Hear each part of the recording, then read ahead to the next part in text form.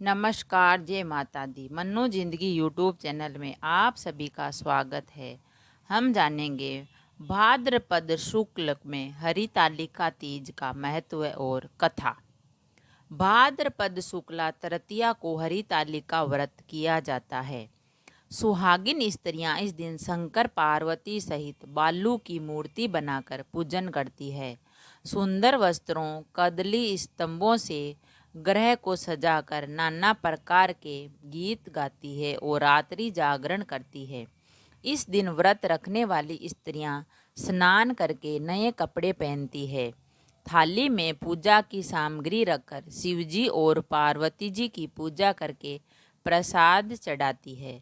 कहानी सुनने के बाद शिवजी और पार्वती जी पर धोती अंगोछा चढ़ाती है, फिर आरती उतारते हैं।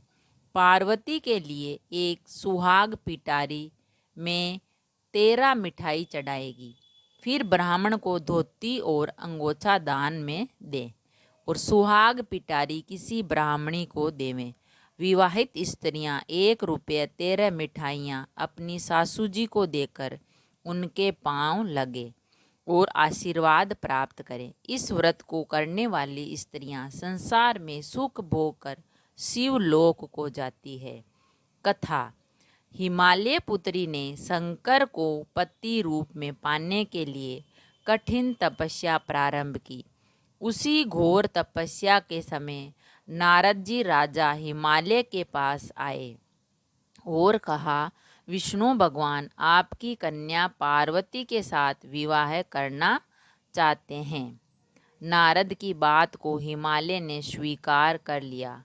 तत्पश्चात नारद जी विष्णु के पास गए और कहा कि आपका विवाह हिमालय ने पार्वती के साथ करना तय कर दिया है, इसकी स्वीकृति दे।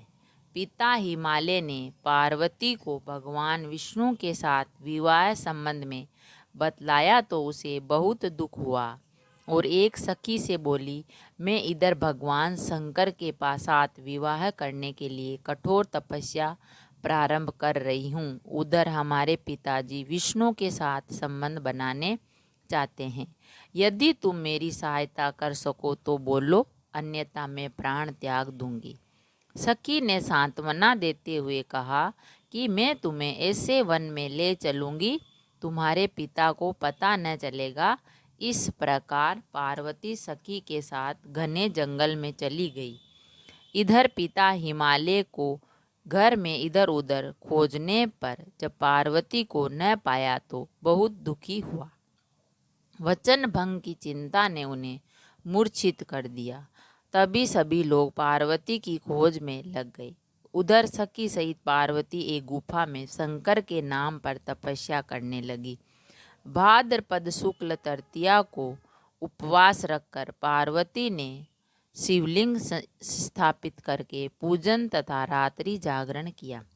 पार्वती के इस कठिन तप से शंकर भगवान को आना पड़ा तथा पार्वती की मांग तथा इच्छा के अनुसार उसे अर्धांगिनी रूप में स्वीकार करना पड़ा। तत्पश्चात शंकर तुरंत कैलाश पर्वत पर चले गए। प्रातः बेला में जब पार्वती पूजन सामग्री नदी में छोड़ रही थी कि हिमालय राजा उस स्थान पर पहुंच गए। वे पार्वती को देखकर रोते हुए पूछने लगे, बेटी तुम यहाँ कैसे आ गई? तब पार्वती ने सबसे विवाह वाली प्रतिज्ञा सुना दी। पार्वती की इच्छा पूर्ति करने हेतु वे शास्त्र विधि से पार्वती का विवाह शिव से कर दिया। सखी द्वारा हरी जाने वाली पर इसका हरितालिका नाम पड़ गया। सखी द्वारा हरी जाने पर सखी ने उसको हर लिया, इसलिए इस तीज का नाम हरितालिका नाम पड़ गया। जो स्त्री इस व्रत को परम श्रद्धा से करेगी उसे पार्वती के समान ही अचल सुहाग मिलेगा। अन्य कथाएं और हम जानेंगे। हमने सुना हरितालिका तीज की कथा और उसका विषय। अगर वीडियो अच्छा लगा तो लाइक और शेयर ज़रूर करें। ऐसे ही और वीडियो देखने के लिए चैनल को सब्सक्राइब करें। थैंक यू, धन्यवाद।